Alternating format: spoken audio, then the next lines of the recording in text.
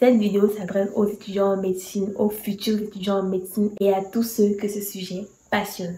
Je suis dans la joie, une joie immense.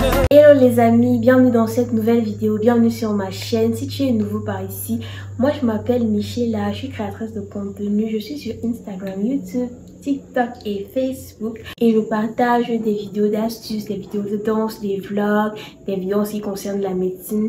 Et comme vous avez vu dans le titre de la vidéo aujourd'hui, on va parler de médecine. Donc aujourd'hui on va parler de 10 choses que tout étudiant en médecine devrait savoir avant d'entrer en école de médecine. Donc là, bientôt c'est la rentrée, il y en a qui vont entrer en école de médecine. You must know it. Si c'est un sujet qui t'intéresse, je t'invite à rester dans la vidéo et à partager. S'il te plaît, partage. On n'est pas là pour blaguer en fait. Regardez, j'ai des notes là comme ça. Ouais, vous voyez, ce n'est pas la blague. La première chose, la chose primordiale que vous devez savoir, c'est que les études médicales sont des études très longues et nécessitent beaucoup de concentration. Quand on dit 7 ans, on se dit que bon, 7 ans, c'est 5 ans plus 2 ans, 2 ans, 5 ans d'ingénierie plus 2 petites années. Mais en vrai, ce sont des études très longues et plus tu étudies, plus tu auras encore envie d'entrer en profondeur, plus tu auras encore envie. Donc, il faut être très préparé et c'est aussi des études qui ne nécessitent pas de distraction. Je vais mettre ça comme ça en guillemets parce que après ça dépend un peu de ce que tu fais à côté, que tu considères comme distraction ou pas. Mais en tout cas, ce sont des études qui nécessitent beaucoup de concentration. La médecine est très jalouse.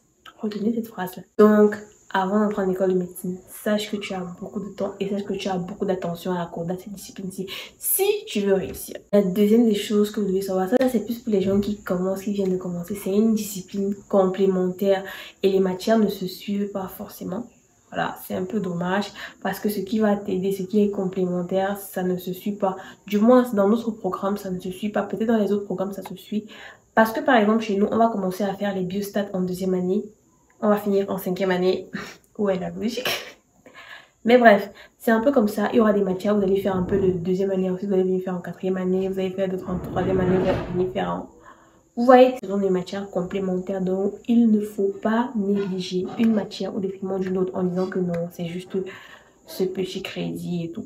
Les sciences fondamentales, franchement, c'est la base. C'est pas un point que j'ai mis là, mais les sciences fondamentales, anatomie, physiologie, biochimie, immuno, pharmaco, c'est la base. Si tu rates les sciences fondamentales, franchement, ça sera chaud. Ça sera chaud. C'est vraiment la base. Et là, moi-même, pendant les vacances-ci, moi qui vous parle là, je suis en train de réviser l'anatomie.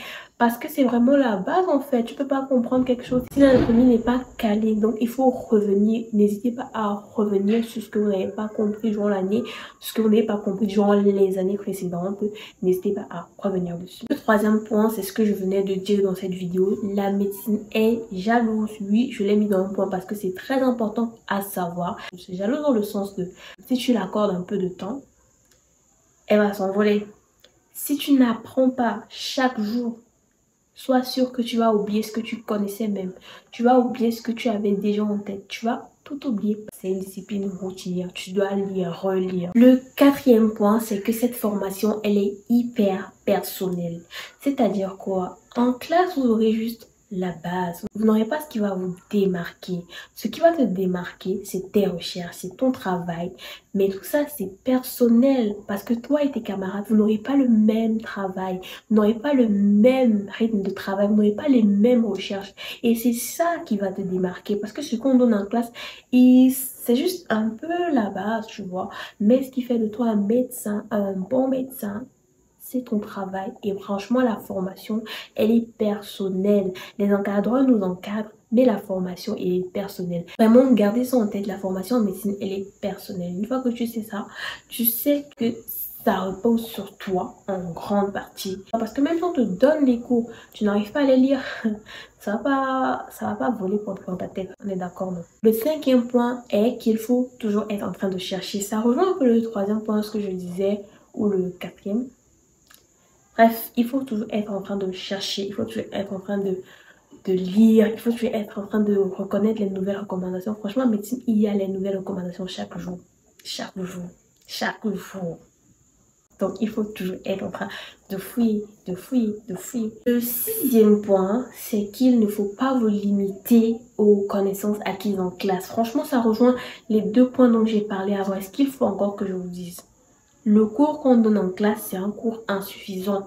Le cours qu'on donne en classe, il est insuffisant parce qu'on ne peut pas tout apprendre en si peu de temps. Je parle plus pour ma formation, mais je pense que c'est un peu partout. Les cours qu'on donne, il faut apporter un complémentaire. Et ces complémentaires-là, c'est vos recherches, vos livres, vos sites, bref, tout ce qui est à côté qui n'est pas cours. Ok? Ok. Le 7e point, ça concerne les étudiants qui sont déjà en stage, qui vont en stage ou qui sont en stage. Quand vous êtes en stage, il faut connaître vos objectifs. C'est impératif. Si tu vas le matin, tu n'as pas d'objectif, tu peux apprendre, mais tu ne vas pas apprendre de façon systématique. Tu ne vas pas apprendre ce que tu aimerais apprendre. Et pour apprendre ce que tu aimerais apprendre, il faut te donner des objectifs. N'attends pas toujours les objectifs du maître ou les objectifs de l'école. En plus de ces objectifs-là, donne-toi toi-même tes objectifs. Cette semaine, j'aimerais apprendre ceci. Cette semaine, j'aimerais apprendre ça. Et aussi, quand vous êtes en stage, ne sautez pas les étapes. On a tendance à sauter les étapes parce qu'on peut être avec des niveaux supérieurs et on a tendance à vouloir toujours parler de ce qu'ils sont en train de parler alors que nous-mêmes, on ne connaît pas encore pour nous. Donc, il ne faut pas sauter les étapes. C'est step by step. Si je suis en stage de soins infirmiers, je me concentre sur les soins infirmiers. L'année prochaine, quand je ferai mon stage de sémiologie, je parlerai sémio. C'est un peu comme ça. Ensuite, quand je ferai mon stage de pathologie, je discuterai des pathologies. Mais pour le moment, je me concentre sur mes soins infirmiers. C'est bon pour vous? Ok.